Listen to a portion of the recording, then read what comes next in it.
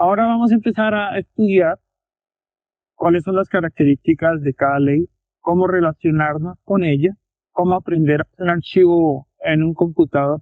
O imagínense la información que puede estar grabada en una cinta magnetofónica o en cualquier aparato de grabación hecho por el ser humano. Los sistemas de grabación de audio son mucho más perfectos que los del ser humano, pero tienen una similitud. Son simplemente ciertos impulsos grabados sobre elementos capaces de contenerlos y recibir.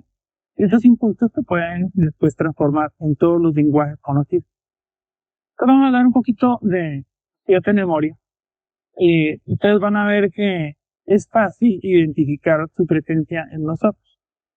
Hay unas memorias que es como decir un aparato de grabación que puede contener información, pero ¿qué tipo de información? La mente captura la información que viene del entorno.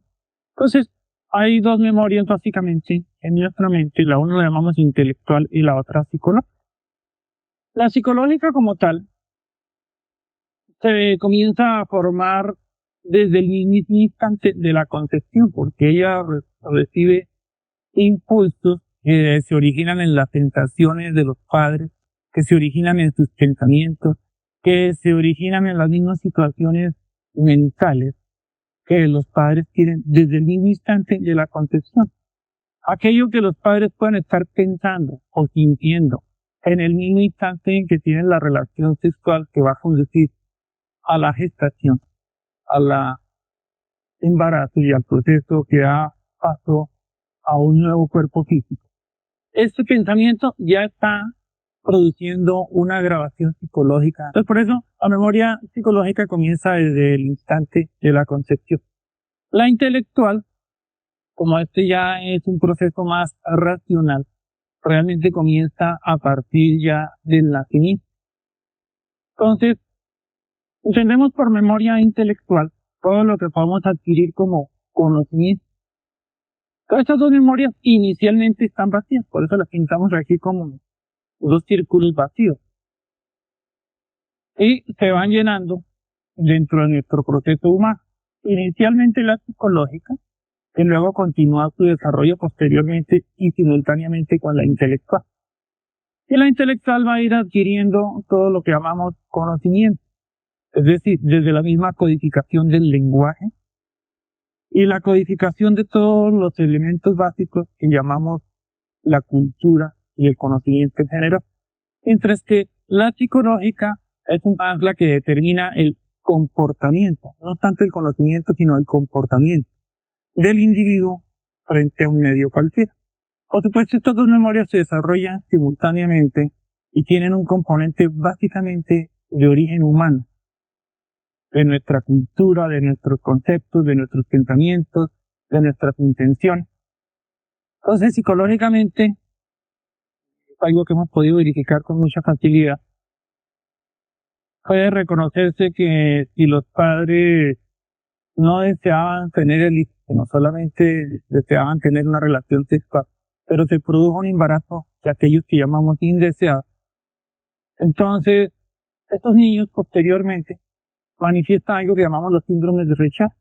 Entonces, es una característica psicológica que se reconoce en un niño y esto nos permite también verificar que la mente es supremamente sensible a uno de los pensamientos o intenciones de los padres o de otros influjos del entorno. Entonces, estas dos memorias inicialmente comienzan desde el momento de la concepción y se van desarrollando en una primera etapa aproximadamente hasta los 5 años de edad. Posteriormente ya tienen un cierto desarrollo y entran a tomar ya el control del comportamiento del niño. Por eso podemos asegurar algo y ustedes lo podrán haber visto. Los niños pequeños, los de menos de 5 años, tienen una percepción diferente del mundo de la que tenemos nosotros los adultos, o simplemente los niños de más de 5 o 6 años. ¿Ustedes desde qué edad tienen recuerdos muy claros de su vida, de su actual experiencia? Recuerdos muy claros. No, unos recuerdos vagos, así, muy rápidos, que pueden estar en nuestra mente desde muy pequeñitos, así como claro, como desde que hablas, tienen más o menos 5, 6, 7 años. Personalmente mis recuerdos son muy claros a partir de los 7 años, muy claros. Y ahí para atrás pues tengo algunos recuerdos muy vagos, así como escenas muy rápidas, cosas como que fueron muy impactantes, pero claros no son. En esas primeras etapas de la vida no está funcionando tanto la parte de las memorias intelectuales psicológicas, sino que tenemos una percepción desde la conciencia, de la cual hablaremos ahora. Pues por eso vemos dimensiones que no vemos normalmente ya cuando tenemos formada la personalidad. Es decir, que en estas dos memorias nosotros aprendemos a ver la vida, a ver el mundo, como el hombre nos enseña que el mundo y la vida son. No estamos viendo el mundo, no estamos viendo el universo, no estamos viendo ninguna cosa como realmente es. Estamos viendo como nos enseñaron que era y estamos sintiendo de acuerdo a lo que nos enseñaron que era eso y que había que sentir. Por supuesto, para tener una imagen más real de la vida y del mundo, necesitaremos limpiar después la memoria, que es lo que hemos estado trabajando en más, para empezar otra vez a ver con los ojos del niño, pero de un niño sabio, no inocente. Hay otras memorias que llamamos la memoria genética o celular. La memoria genética está clasificada ya por la ciencia y es la que genera las estructuras del cuerpo físico. Es la que permite que los átomos, las moléculas y todo se organicen en una determinada forma, diseñada y predeterminada como un diseño de Dios. El diseño es de Dios. El proceso de transmitirla es actividad de todos los seres vivientes, no solo del ser humano. Todos los seres vivientes transmiten su genética a través de la interacción de lo masculino con lo femenino. Entonces, esta memoria nos da la estructura, nos da la forma, la organización de las partículas elementales en lo que llamamos el cuerpo. Simultáneamente, dentro de la memoria de la genética hay una memoria que llamamos la del instinto, que es más o menos el mismo equivalente que hay entre las dos memorias mentales, el proceso intelectual y el proceso psicológico. Porque en las memorias genéticas está la memoria que da la forma, la información para la forma, y la información para el comportamiento. El comportamiento básicamente lo llamamos el instinto. Entonces, una cosa es la forma y otra cosa es el instinto. Lo uno es comportamiento de la especie y lo otro es la forma estructural del cuerpo. A nivel psicológico e intelectual pasa lo mismo. La psicológica es el comportamiento de la persona, mientras que lo intelectual son sus conocimientos. Lo más que podríamos decirlo, lo técnico. Entonces ahí juegan 4 memorias que tienen 2 aspectos similares. Estas 4 memorias ocupan dentro de nuestra experiencia humana una temporalidad. Es decir, la parte mental, intelectual, psicológica es temporal. Dura más o menos lo que dura nuestra estructura física. La parte genética y celular también tiene una programación en el tiempo. Es decir, genéticamente tenemos una programación para una longevidad más o menos de unos 900. Sin embargo, podemos observar que nuestros lapsos de vida humana pueden estar en este momento en un promedio de 70, 80. ¿Por qué esa diferencia? En esa diferencia vamos a reconocer una de las leyes, la ley de la naturaleza. El lapso de los 900 o 1200 años del longevidad quedarían si nosotros no violáramos la ley de la naturaleza para nada. Pero como violamos la ley de la naturaleza todos los días, entonces se acorta. Por supuesto, esto está previsto en la evolución. Para que podamos violar la ley y morirnos a los 8 años, entonces necesitamos tener una programación genética de 1200 para que podamos violar la ley. Ahora vamos a decir que estas primeras 4 memorias ocupan una temporalidad en nosotros. Aun cuando recuerden algo, la información genética existe en el universo independientemente de que los seres humanos desaparezcan o no del planeta, porque ese es de origen divino, es un diseño de Dios. Pero para nuestro caso específico, digamos que la materia se desorganiza otra vez en sus partículas elementales, necesitará entrar en contacto con una nueva información genética para volverse a organizar. Miremos otras memorias.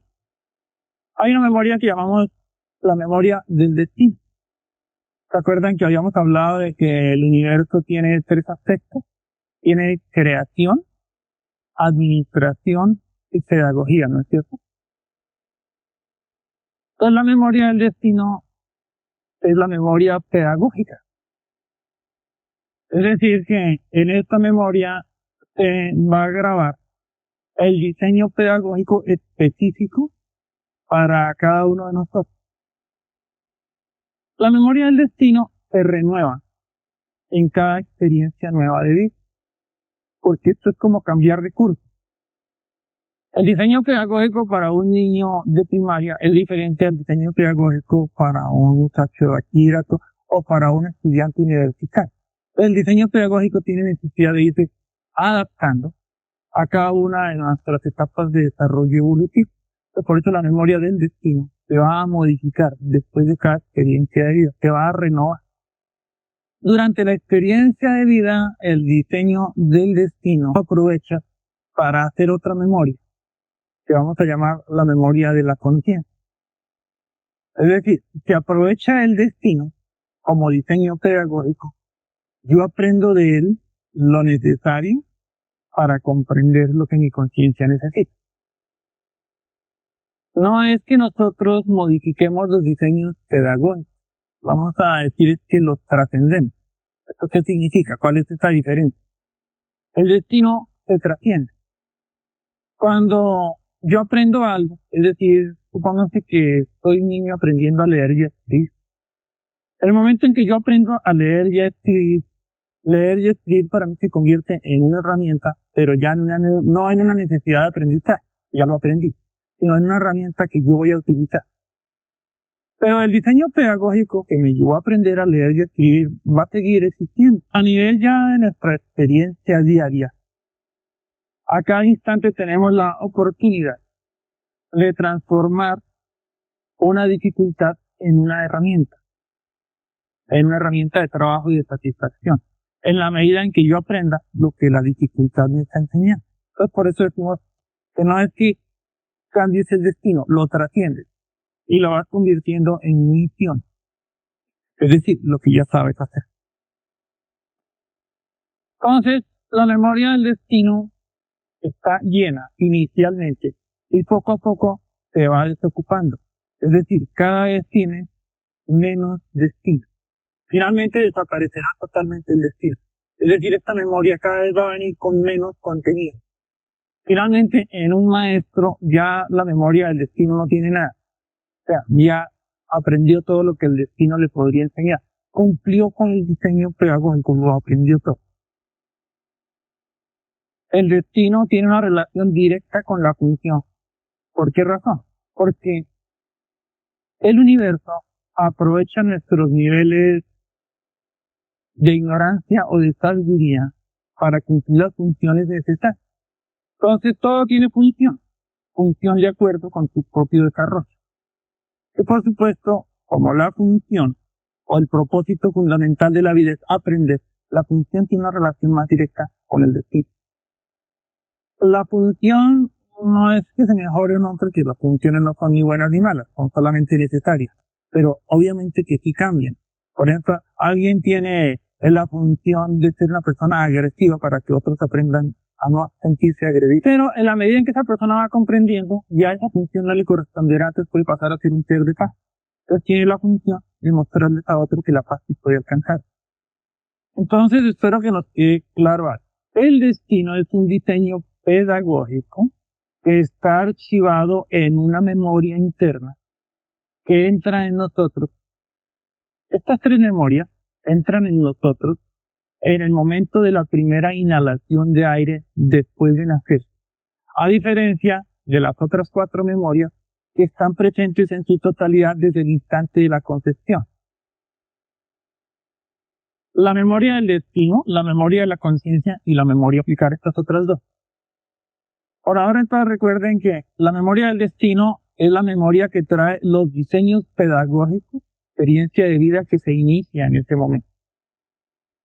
La memoria de la conciencia es una memoria que recoge y archiva la comprensión de amor, de ley y de verdad que cada uno de nosotros va haciendo a través de sus recorridos evolutivos. Por supuesto que en el ser humano ya esa memoria tiene un desarrollo que viene de experiencias en otro reino, pero específicamente el desarrollo de la memoria de conciencia para el ser humano tiene 7 niveles. Los estudiamos en sociología de la evolución. Entonces, cuando son personas que están iniciando su evolución humana, la conciencia tiene muy poco contenido de información. Y por supuesto el destino casi está completo. Y esas experiencias comienzan en lo que llamamos los primeros niveles de evolución, donde hay mucha agresión, muchísima violencia, es decir, son mundos de salvajismo.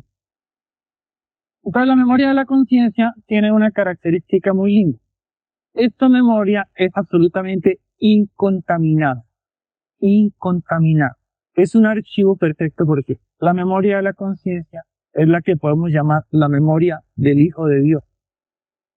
De todas las demás memorias, la que prevalece por encima de todas las demás memorias desaparecen, todas. Porque desaparecen las memorias intelectológicas, las genéticas y la del instinto cuando ya no tienes cuerpo. Desaparece la memoria del destino cuando ya no tienes nada que aprender. Y la memoria universal, de la cual hablaremos ahorita, porque es solamente un registro histórico, ya es una memoria que no te interesa, que es como cuando tú ya has leído la biografía de un personaje, ya no te interesa volverla a leer. Entonces prevalece y queda una sola memoria de todas. Finalmente, la memoria de conciencia, la del Hijo de Dios. Esa memoria de conciencia se va llenando poco a poco, en la medida en que cada uno de nosotros va comprendiendo la verdad que rige al universo. Tiene un desarrollo constante hasta completarse totalmente. Hay una memoria muy interesante de la cual no hablamos mucho porque es interesante pero no es muy importante, que es la memoria del recorrido universal. Que se desocupa el destino, se llena la del recorrido universal. Es decir, que el destino va a pasar a ser historia, sencillamente. Entonces, cuando ya todo el destino es solamente historia, ya la persona no tiene más destino, solamente tiene historia pasada. Entonces, esta memoria universal ella recoge la copia o experiencias de los sistemas de creencias de personalidad y recoge las experiencias vividas a raíz de esas personalidades. Entonces son puramente historias, nada más que historia. Biografías de tus personalidades, a través de las cuales hiciste el trabajo de elaboración de la conciencia o descubrimiento de la verdad. En esta memoria, fíjense la diferencia. La de la conciencia recoge la experiencia comprendida, lo que comprendiste de la experiencia vivida, el extracto, la esencia de verdad y de amor. Mientras que la universal recoge la historia de tus experiencias humanas, la historia, pero no recoge lo que aprendiste de ella. Pero entre las dos memorias está completo, tanto lo que aprendiste como la forma que te permitió aprenderlo o comprender. Pónganse ustedes que ustedes leen la biografía de Simón Bolívar. ¿Qué pueden ustedes entender de esa biografía, de lo que sintió, de lo que comprendió Simón Bolívar? Pues nada, porque esa es la historia fría, narrada por cualquier personaje. ¿Sí? a veces distorsiona, se permite una idea, un medio acercamiento al personaje, pero tú no puedes saber ni qué sintió, ni qué comprendió, ni qué por qué eso no lo recoges a memoria. Entonces, eso mismo pasa con nuestros archivos históricos. A esta memoria se tiene acceso a las regresiones, a la universal. A veces tú la sientes como una cierta sensación interior. No sé si les habrá pasado. De pronto lees una historia y esa historia a ti te genera una cierta sensación interior de algún tipo que no puede ser a veces claramente definida por la persona. Es una sensación, o a veces de agrado, o a veces es una sensación. Sobre todo cuando leen historias que tienen que ver con los siglos pasados.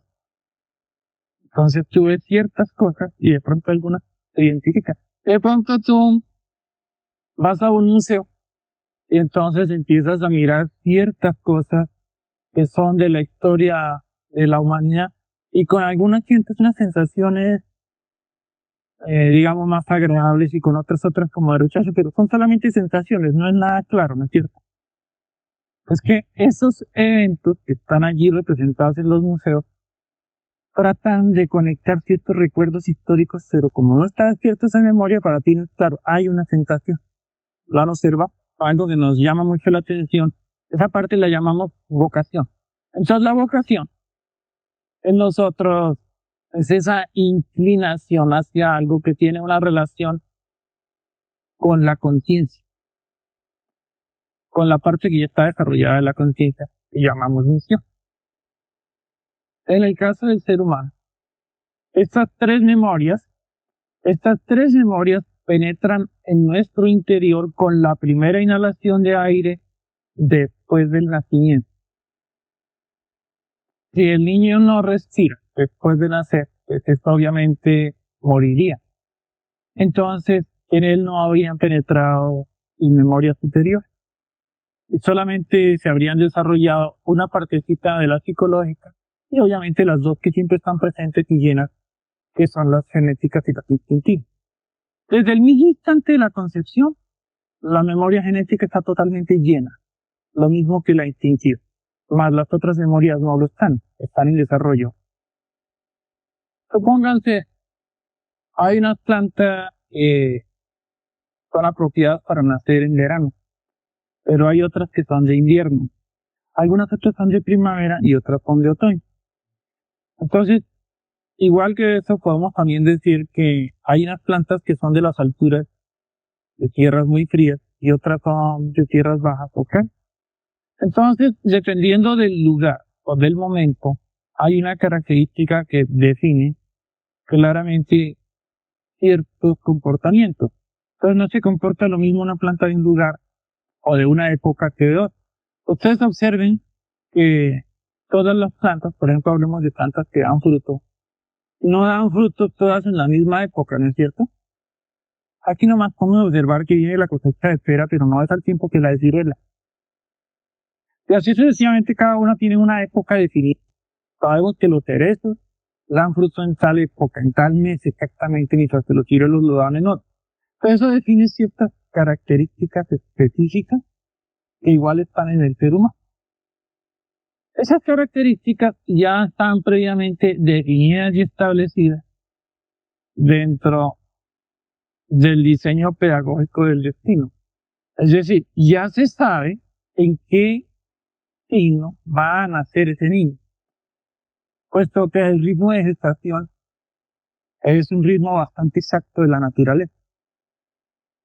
Entonces, dentro del destino también se establece esa influencia astrológica que llamamos signo zodiacal, dentro de las cuales entrará a formar parte del diseño pedagógico del destino, que ya se sabe en qué momento van a ser ese niño.